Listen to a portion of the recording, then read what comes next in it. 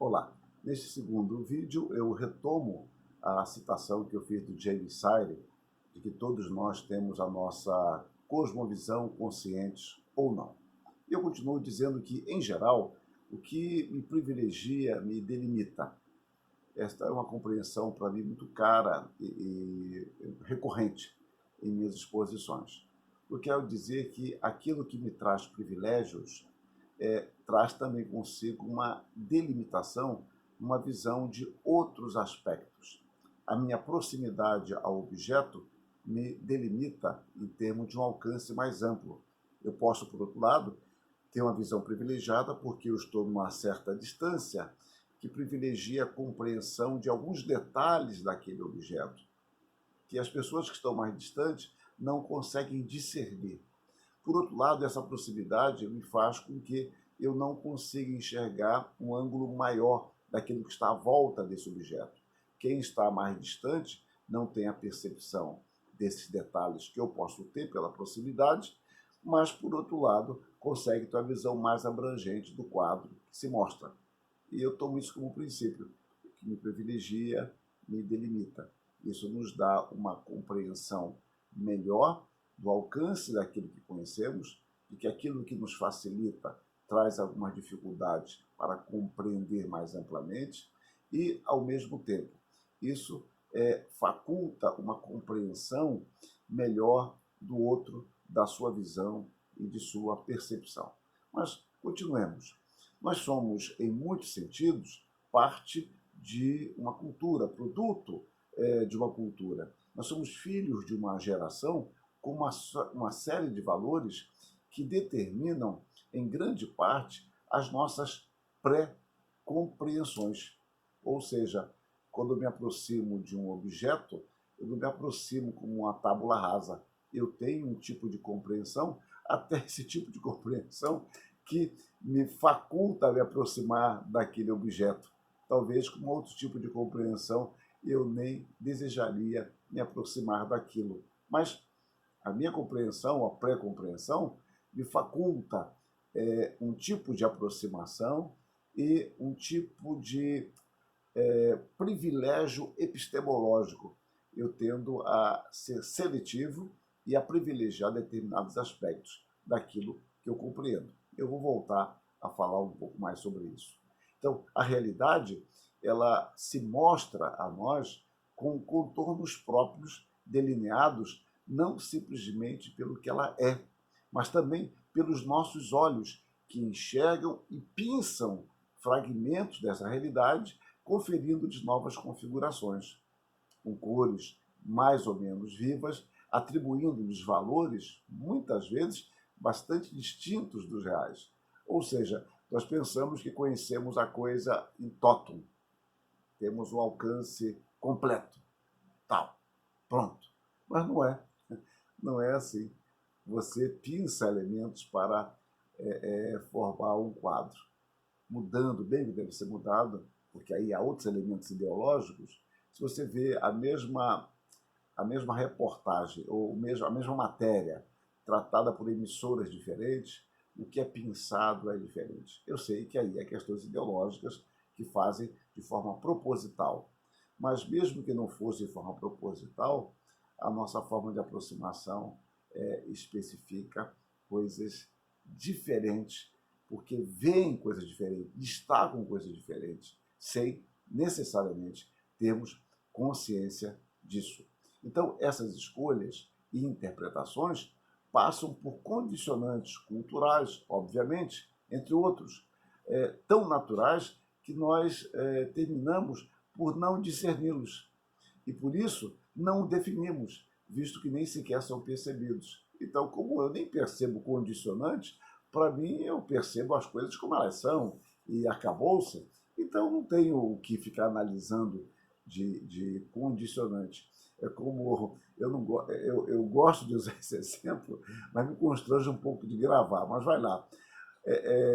Eu gosto muito de ouvir comentários, de modo especial quando eu estou com a cabeça querendo descansar. Eu gosto de ouvir comentaristas de futebol. E é muito interessante as discrepâncias entre eles. Não vou falar nem as discrepâncias entre ele e ele mesmo, de um dia para o outro, ou conforme o seu time ganha ou perde. Mas, esquecendo isso, eu gosto de observar essas discrepâncias por causa das ênfases que são dadas. O mesmo assunto tem uma ênfase diferente conforme for o interesse da emissora ou do personagem. Isso é muito curioso. Eu confesso que eu não sei se eles percebem isso, ou como eu disse em um outro vídeo, se eles estão representando um papel. Mas isso é muito claro, muito nítido para mim, e eu confesso que me divirto bastante com isso, olhando aquilo mais como uma charge da existência humana, ali uma coisa mais estampada, mais clara de nossas contradições. Mas, continuando, eu cito aqui o Warren, que tem suas limitações no campo teológico, mas diz algo muito interessante. Você não precisa acreditar em tudo o que pensa, e a razão é simples. Nós vemos o que queremos ver. O nervo óptico, o único nervo com ligação direta com o cérebro, na verdade, transmite mais impulsos do cérebro para o olho do que vice-versa. Isto significa que se o cérebro determina o que o olho vê, isso significa que o cérebro determina o que o olho vê. Você já está precondicionado. E é por isso que, se 4 pessoas presenciarem um acidente, cada uma vai relatar algo diferente. Precisamos nos lembrar e ensinar aos outros que não devemos acreditar em tudo o que pensamos. É o Rick Warren. É curioso isso. Eu já tinha observado isso num outro livro sobre arte, mostrando que, certa vez, eu cito isso num texto meu. Pegou-se 4 pintores, eu acho que eram 4, para desenhar a mesma paisagem.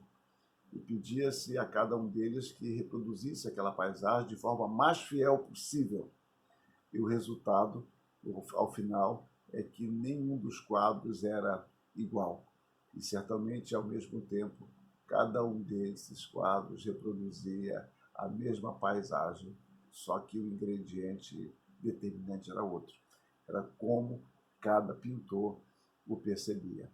Então, a nossa pré-compreensão, voltando aqui a essa observação do Rick Warren, é que o cérebro, ele determina, ele te dá uma previsão, já lhe dá elementos que vão determinar as suas prioridades no contato com essa realidade. Bom, se isso é assim, podemos observar que ninguém escapa desta questão. E o teólogo, obviamente, também não vai escapar desses condicionantes, como bem observou o Alistair McGrath, quando escreveu: o teólogo, juntamente com todos os outros habitantes do fluxo da história, encontra-se dentro de uma tradição, um conjunto de símbolos, valores e pré-compreensões herdados que estabelece uma cosmovisão e funciona como uma estrutura para a comunicação em que o passado, de certa forma obstinada, se impõe ao presente. Então, só repetindo, e funciona como uma estrutura para a comunicação em que o passado, de forma obstinada, se impõe ao presente. Alberto Moller faz uma advertência, uma observação pertinente. Adentrar a nossa própria cultura exige que demos um passo para trás e analisemos com cuidado como as pessoas pensam. Identifiquemos as regras, os princípios e as visões do mundo que compõem os sistemas de pensamento que nos cercam. De fato, isso é importante. Nós temos condicionantes, alguns muito bem estruturados, outros nem tanto, mas de qualquer forma que exercem uma influência decisiva em nossa apreensão. No próximo vídeo vamos continuar analisando isso, entrando em nosso primeiro capítulo sobre cristianismo e cultura.